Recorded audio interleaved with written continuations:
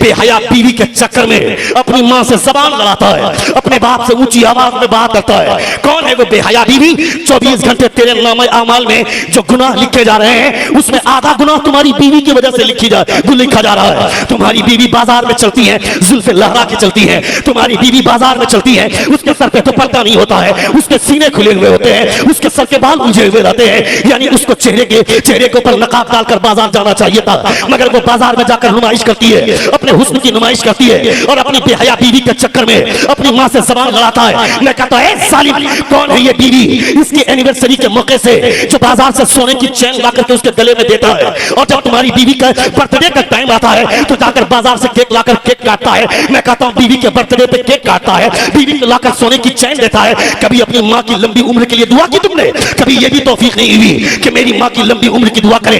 इसकी भी तौफीक नहीं हुई। वो बेहया बीवी उसके चक्कर में पूरी जिंदगी तबाह करते हैं। ए सालिम, उसकी जवानी के पीछे भागता है। इसकी जवानी, इसकी खूबसूरती कहाँ जाएगी? इसकी खूबसूरती 25 साल से 40 साल तक इसकी जवानी रहेगी। उसके बाद कुत्ता नहीं पूछेगा।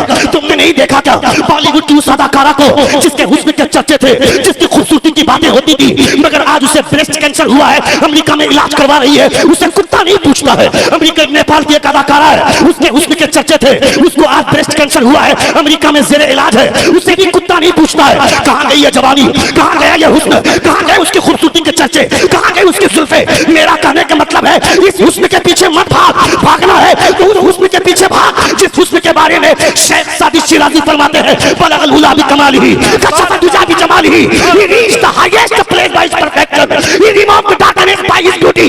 दुनिया के तमाम खूबसूरत चेहरे एक तरफ और आमना के लाल का तलवा एक तरफ। नारे तकबीर, नारे तकबीर, नारे रिसालत, मसलके आला हजरत और माए अहले सुन्नत, और माए अहले सुन्नत, सरकार की आमद।